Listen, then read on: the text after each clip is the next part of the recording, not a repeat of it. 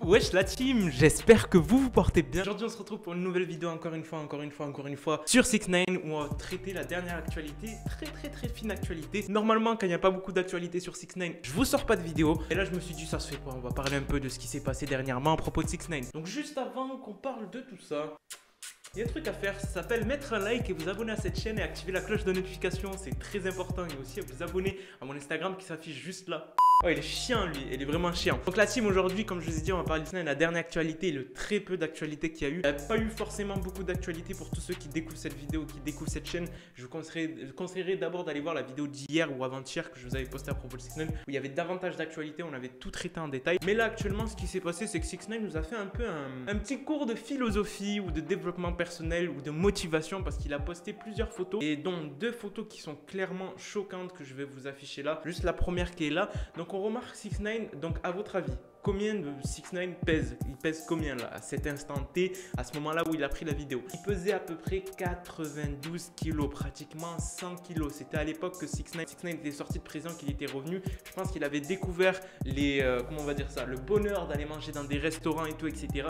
Et il s'est laissé trop aller. Il a même dit dans sa bio, en fait tout simplement dans cette bio, il a répertorié qu'est-ce qui s'est passé pendant ces 6 mois d'absence. Il a dit qu'il s'est défocus de la musique, donc il s'est plus intéressé à la musique. Il s'est plutôt focus sur lui-même, son état d'esprit, son corps, pour vraiment travailler, sculpter son corps, entre parenthèses, vous allez voir pourquoi, et arriver à cet objectif-là qui s'était fixé. Il est passé de 93 kilos la team à 70 kilos, ce qui est juste ouf. C'est un gros gain en termes de santé, parce que quand tu perds du poids, tu gagnes en espérance de vie.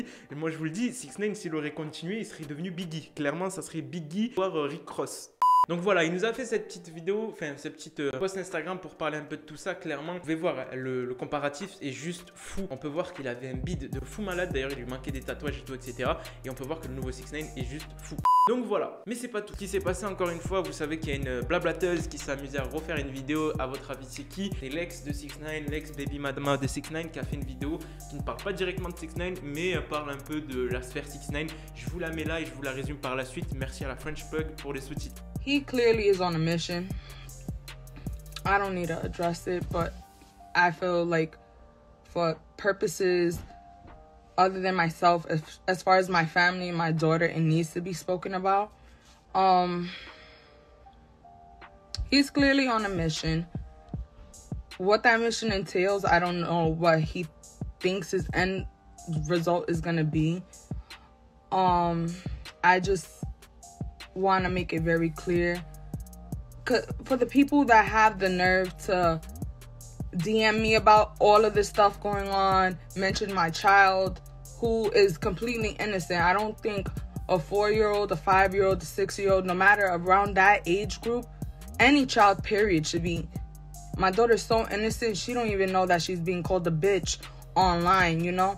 Vous l'avez vu, elle parlait un peu de ce qui se passe, la situation qu'elle connaît avec sa fille actuellement. On dirait qu'elle a tout le temps des problèmes, elle. Tout simplement dû au fait que beaucoup de gens viennent l'insulter en message privé, que ce soit sur Instagram. Va l'insulter tout simplement aussi, que ce soit sur sa fille. Sa fille, elle a une fille, 6ix9ine et elle ont eu un enfant qui est une fille qui a à peu près 6 ans, si je ne me trompe pas. Et clairement, ce qui se passe, c'est qu'il y a des gens qui vont insulter cette fille. Mais bon, on passe outre ça. Elle a 6 ans, la fille. Elle n'a pas le temps de comprendre tout ça et tu vas pas la traumatiser avec ça. C'est plus par rapport à la mère, ce qu'elle fait, que les gens vont l'insulter. Vous le savez, l'ex-baby mama de 6ix9ine, elle n'a pas rompu avec 6ix9ine seulement pour ça. C'est qu'il s'est passé des bails sombres entre beaucoup de membres de l'équipe de 6ix9ine et elle. Elle s'est amusée à faire des interviews où elle crache sur 6ix9ine. Elle s'est amusée à faire des clashs où elle crache sur 6ix9ine. Donc c'est tout à fait normal que les fans de 6ix9ine, les vrais fans, parce que faut vraiment être un puriste pour aller l'insulter en commentaire, aillent l'insulter. Et je vais pas dire qu'elle mérite, mais je veux dire qu'elle a cherché un peu et elle a pas à se plaindre de se faire insulter. Vous voyez ce que je veux dire? Donc la team, vous me dites ce que vous en pensez en commentaire. Je vous l'ai dit, cette vidéo est très courte. J'ai quelques dédicaces à faire. Dédicace à Moonbart, Rick Yanga, Timo La Kinch, si c'est bien ça, Paul Pessey, Eva Cordozo et Evan Cordozo et Sissi Love. Je vous remercie la team.